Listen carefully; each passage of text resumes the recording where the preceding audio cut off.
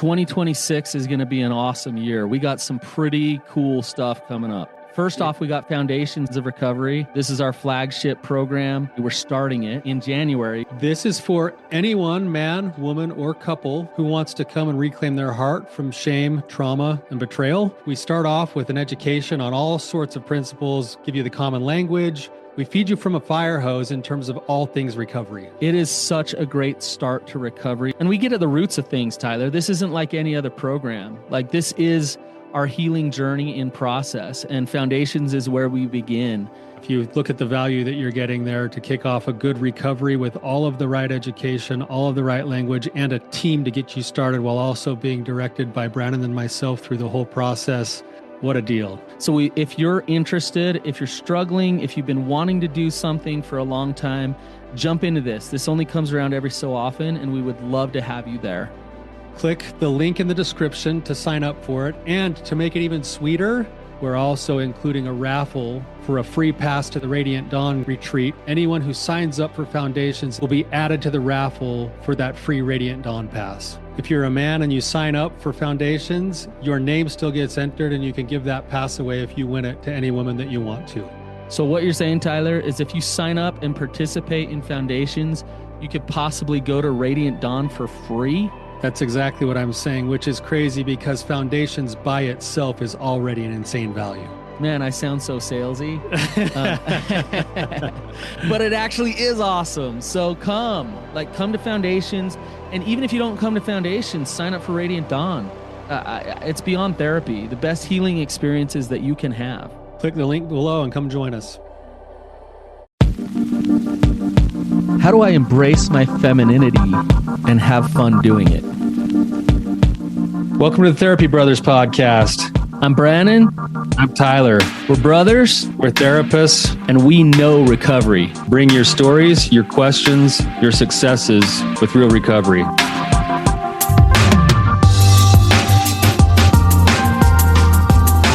Hey, Tyler, you ready to have some hard conversations?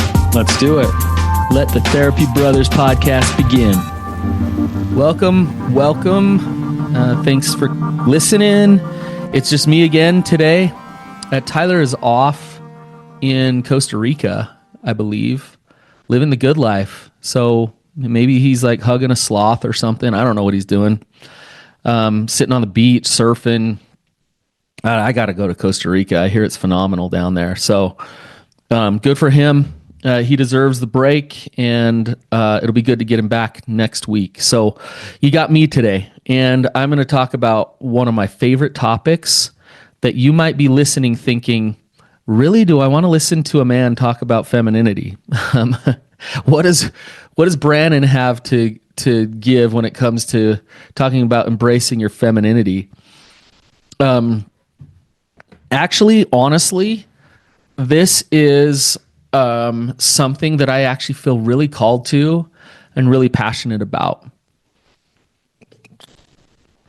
I think that on a whole, something that's missing for all of us is more femininity in the world, like good, healthy femininity. And it would be good for me. It's good for my clients. It's good for everybody if we have good femininity, healthy femininity. I have worked with, I don't know how many women, and I have run as many women's groups as I have men's groups. And working with women in women's groups, I love the energy, and I love when we talk about topics like the divine feminine or embracing your femininity. And it's interesting to me, a couple of things. One, there aren't great resources out there when it comes to understanding what femininity is. I think of the masculine side of things. There's messages all over the place for both masculinity and femininity. But you have things like Wild at Heart and The Way of the Superior Man. Wild at Heart, Eldridge and his wife tried to write Captivating, which is okay. But I don't think it it fully grasps the full essence of what it means to honor and embrace your femininity. And then beyond that, I would love it, you guys, if you have good books that, or resources or platforms or influencers or whatever that actually teach about how to embrace your divine, God-given beauty, femininity. Please share with me. I am finding more on social media that there's some good resources when it comes to femininity. In fact, I saw a post this morning. I forget who it was by, but it was really feminine in nature. And it was really awesome and healing and good. And I think there's a lot of that going on right now, which is good. I'm going to go through some practices and some things that you can do to actually embrace your femininity. And if you're a man listening to this, a couple of things I'm going to say to you. One is you actually have some femininity inside of you, believe it or not. Now, some of you are like, I know that. I'm very feminine. But some of you might be like, what? Like, I'm a man. Like, it's all about masculinity. Well, we all have a little bit of both in us, some more than others. And so embracing your femininity is a good thing, even as a man. The other thing to consider is supporting your partner, supporting your spouse, your wife, the women in your life, your daughters, to actually embrace their femininity, because subconsciously they're being told to reject it. In the world that we live in, it's very patriarchal. It's very masculine. And without even knowing it, femininity is rejected and pushed out. And I'll give you some examples of this. The 9 to 5, 5 days a week work week, that's a masculine thing. We are expected to show up to work and do that and consistently do it over and over again. Masculinity is about consistency. Femininity is cyclical. And, we don't honor that. We don't honor that in the way that we run things. That's just one example.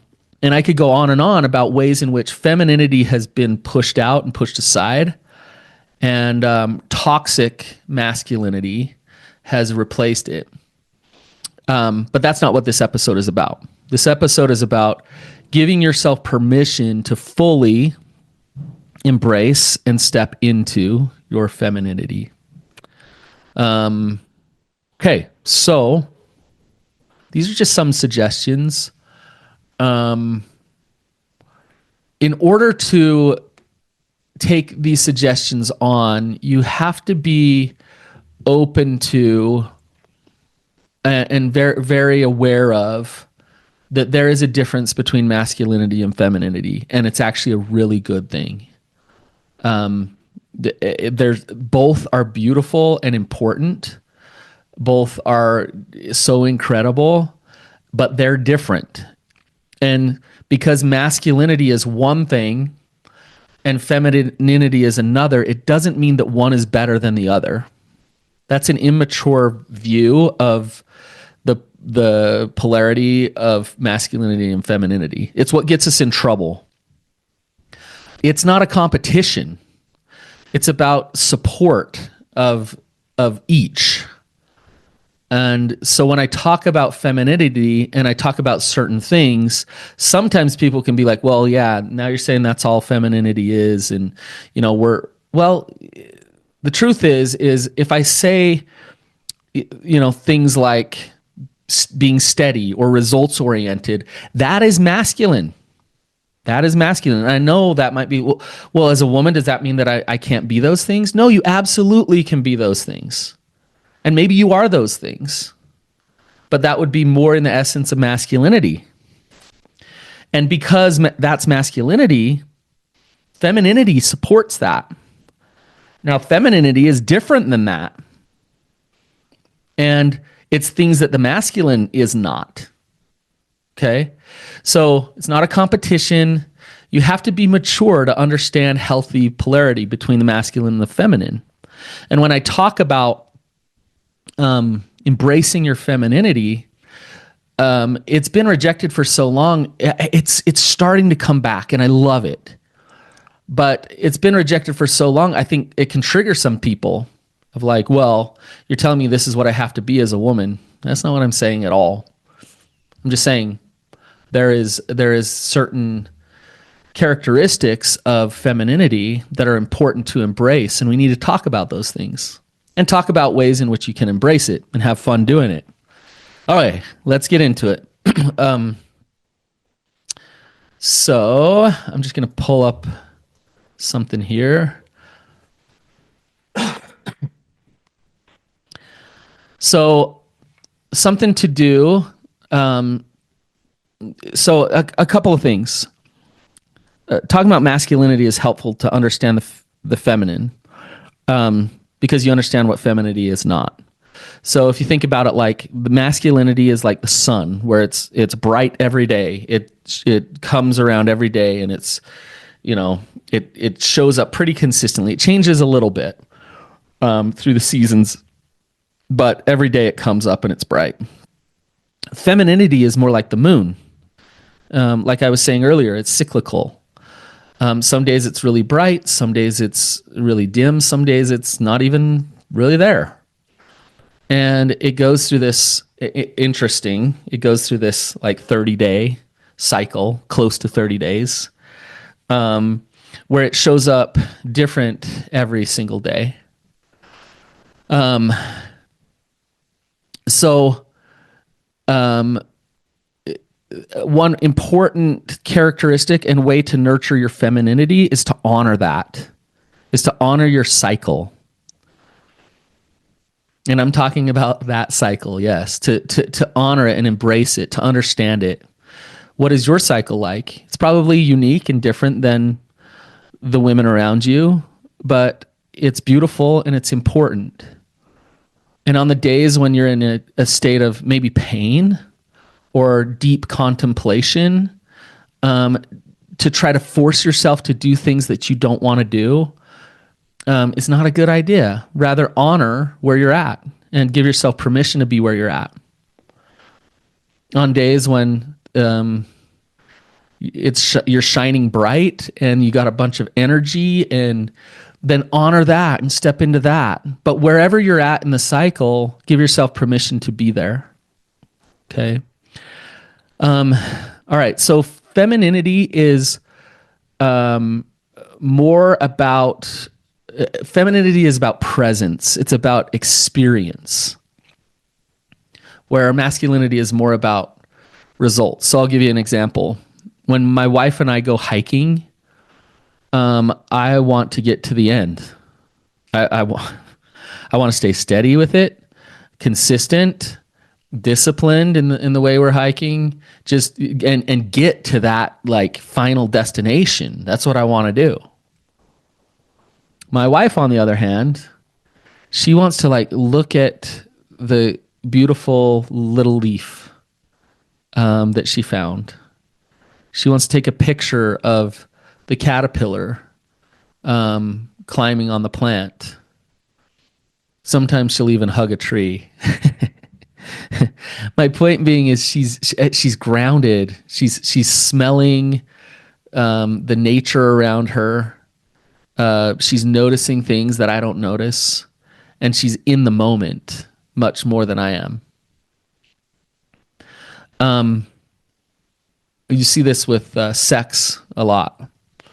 A man is about getting to the end result.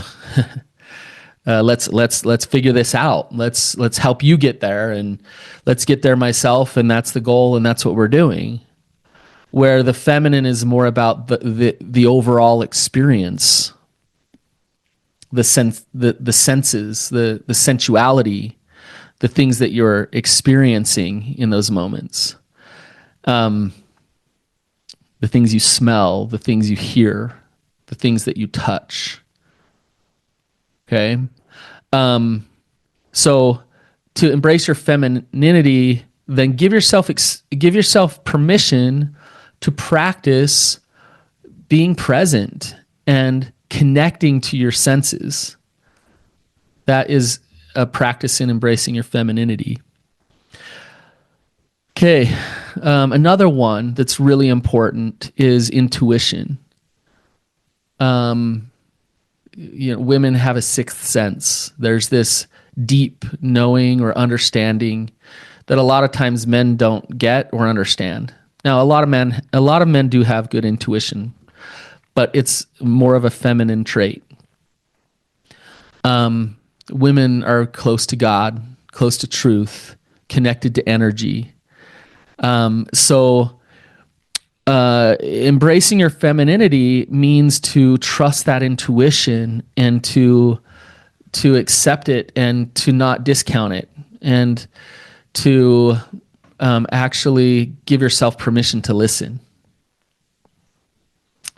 And you're not crazy. You're not just out there. You're feminine, and you're getting downloads. You're getting flow. There's truth that you're feeling. It's not just beating into your head. Okay. All right. The next one that I give, I don't know if it's fun, so to speak, but it's a great way to practice femininity. There's a reason why there's such thing as a man cold, and it's because men have a hard time persevering. Women are tough when it comes to perseverance, and the feminine is built that way because we need that to survive as a species because of pregnancy and childbirth. Going through pain one day at a time, getting sick while you're pregnant. I can't even speak to this, obviously, because I've never been pregnant. So, but I can't imagine the amount of perseverance that it takes to actually bring a life into this world. I think it's beyond comprehension to men of what that must really truly be like. So how does that boil down to your day-to-day life? Practice perseverance. Practice pushing through some things that are difficult. Perseverance that maybe your husband or brother or dad can't do, but you can. Things like you might be able to sit down and actually do the tedious task of going through all of your paperwork to get your taxes done. That's a feminine, attribute to be able to sit there and do that. That's just an example. Just this morning, my wife was cleaning the kitchen and just getting all the little things done, and I got to be careful here because I'm not saying that women clean the kitchen and men don't. That's not what I'm saying. What I am saying, though, is that she can stay steady on these like menial, difficult tasks, and that is a feminine trait, and that's amazing. Okay, I'm gonna put a few together here. But loving, femininity is loving. My youngest son, he loves me a lot, and we're boys, and we do all kinds of stuff together, and he's like one of my most favorite people ever. But he's a mama's boy. He if he could go jump into my arms or my wife's arms, he's jumping in her arms, and the reason is because he feels her love. Just her natural ability to love him with tenderness. That's another feminine trait. A tender love, a nurturing love, a patient love that can just hold someone and be there for someone. The most, I would say the most, I don't even know how to describe it, but the some of the best feeling love that I've ever felt in my life has definitely come from the feminine. My mom, my grandma, just feeling them hold me, see me, love me, know me. Okay, so practicing femininity is holding that space for people and just loving them in the ways that you can. A lot of times men have a hard time with empathy because they want results. They want to fix it. They go to fix it mode. Men have a hard time with presence and just staying in that moment with somebody's feelings. I think with my therapy skills, a lot of times I really have to tap into my femininity in order to like hold space for people in a therapy session. All right. So let's talk about nurturing for a second. What is nurturing? Yeah, a lot of times when we talk about femininity, one of the first things that comes up is nurturing, and it's like, well, okay, well, what does that mean? I think of when we're born as babies, human beings are the most helpless babies ever. We would die if we didn't have parents to take care of us and nurture us. Whereas like, I don't know, a bear or something probably could figure out how to survive. Maybe a bear is a bad example, but you get it. We are designed as human beings to need nurturing to survive. And the masculine is not good at nurturing. The masculine is out providing, doing other stuff, but the feminine is there to nurture. And what that means is to caretake for somebody, and not in a bad way caretaking, but to caretake for somebody for their survival. Let me make sure you're fed. Let me make sure you're warm. Let me make sure you're loved. You have all the things that you need for survival. That's nurturing. So embrace your femininity and find places in your life where you're able to nurture people. Maybe it's your grandkids. Maybe it's your neighbor. But allow yourself to be nurturing because it's beautiful.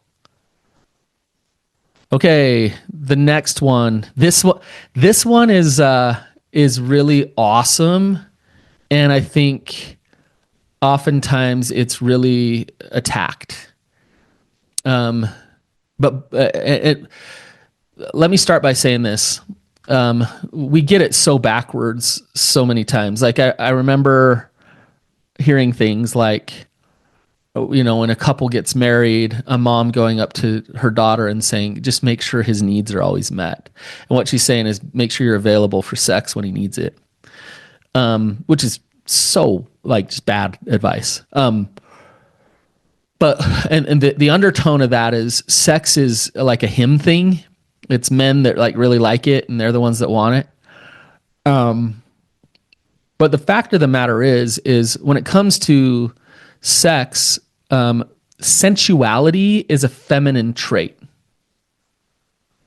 So sensuality is different than just sex. But like I was saying earlier about experience, when it comes to sensuality, when it comes to sex, it's about being in that moment. Toxic patriarchy and masculinity has attacked sensuality, the feminine sensuality, in so many ways. And it's led to things like extreme, rigid control in terms of like modesty and things. You'll see, high demand religions have women cover themselves up as much as possible because they're afraid of their sensual nature. They're afraid of their sensuality. It's amazing to me, and I could give you statistics, but I don't have them off the top of my head. but women have a part of them that isn't found in, I don't think, any other species. And what it is a part that is purely made for pleasure. It's 100% about pleasure, and that's it. Women orgasm more than men, and they can have different orgasms. And I won't keep going with this if it's making you uncomfortable. But my point being is that sensuality is absolutely a feminine thing. And it's interesting that like people like Jennifer Finlayson 5 come out and I could list off a couple more, but basically their message is like, hey, like ladies, it's okay to be sexual. And it's like, whoa, this is a great platform. I love it. This is amazing. Because sexuality has been attacked in so many ways, it's gotten really confusing. And it's led to things like obligatory sex. It's led to things like good girl syndrome. And it's the opposite of what that sensuality actually is. So practice your femininity by being sensual. And that can be in a lot of different ways. That doesn't have to lead to having sex with anybody. Things like lighting a candle, that's sensual. Certain oils. There's a reason why women tend to like taking bubble baths more than men, because it's sensual. Okay. I got a few more here. So, flow is a feminine trait more so. Not to say that men can't get into a state of flow, but flow is about, you think about experience, presence, being connected to the moment. Femininity, it does a really good job at flowing in, like truth and knowledge and understanding and deep knowing, deep wisdom. And like I said, men can definitely get into flow as well, but women can flow in the moment. I hate to say this, but overall, and I hate to say this because like, I'll tell you in a minute, but overall, there's more women that are good dancers, I would say by a wide margin, than there are men. Like, I hate to say that because I like to consider myself, a pretty good dancer, but I'm just kidding. I'm not a very good dancer. But why does it come more naturally to women than it does to men? It's because women can flow. They can connect to that music. They can move their body to that music. They're flowing in that moment. Okay.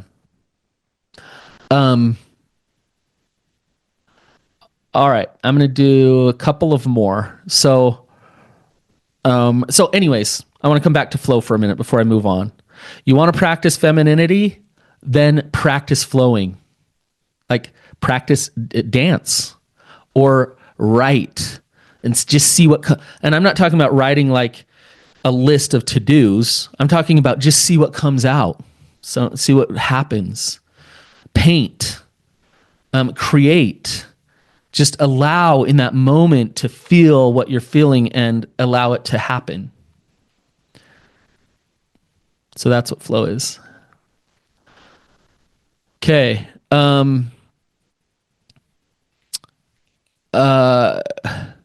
Receptivity is a feminine trait. So, and you think of the nature of men and women. Women are built to receive, and that's in many different ways. But there's a reason why a lot of businesses, I think more businesses, market to women than they do to men, because women are more receptive. Women are more open to new thoughts, new ideas, new possibilities. So being receptive is a feminine trait. So if that's been attacked for you, where you've been told that you shouldn't be so receptive, definitely have your boundaries, and you don't want to get yourself in trouble in terms of getting scammed or taken advantage of in relationships or things like that. But at the same time, honor yourself in terms of being a receptive human being. That's not a bad trait overall. It's a good thing. New ways of thought, new possibilities. Be open to that. Okay, and then one of the last ones. Oh, I want to share. Actually, I have two more.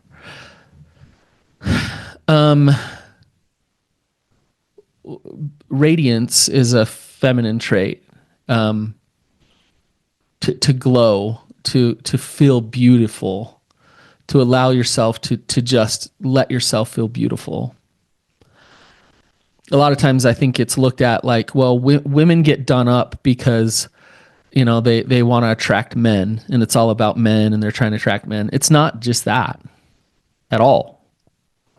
It's also that the femininity inside of them, it makes them feel alive. Feels good to feel radiant, to feel like you're beautiful. Let's say, a stupid example, but let's say there were no men on earth at all. I don't think that women, therefore, would never try to be beautiful. I think they would still want to step into their beauty and feel beautiful. And what's so sad about the way our culture is and society is, what it says to women is, in order to radiate, in order to glow and show yourself, you must look this specific way to do that. And if you don't look this specific way, then you better not try to be radiant. And it takes a piece of their femininity from them, because that shame is saying, hide yourself instead of show yourself in a beautiful way.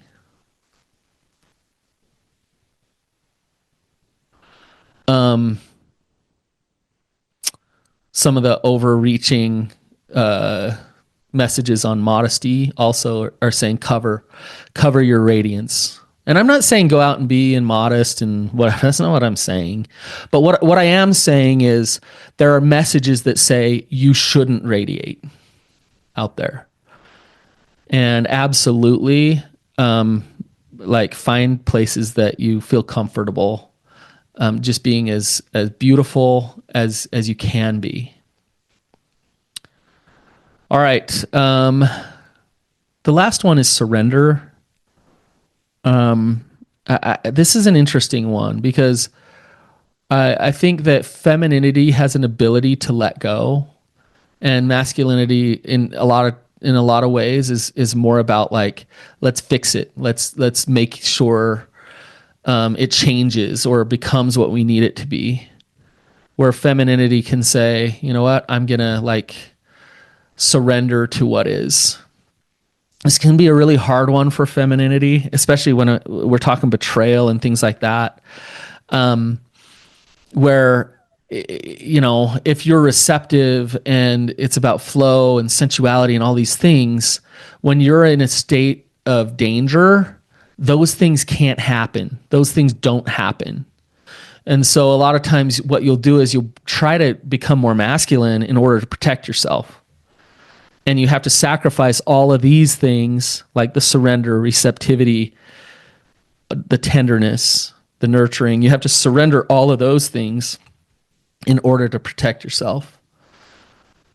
For femininity to fully radiate, to flow, to be, it requires a willingness and an ability to surrender, which then requires safety. You have to feel safe in order for all this to happen. Okay.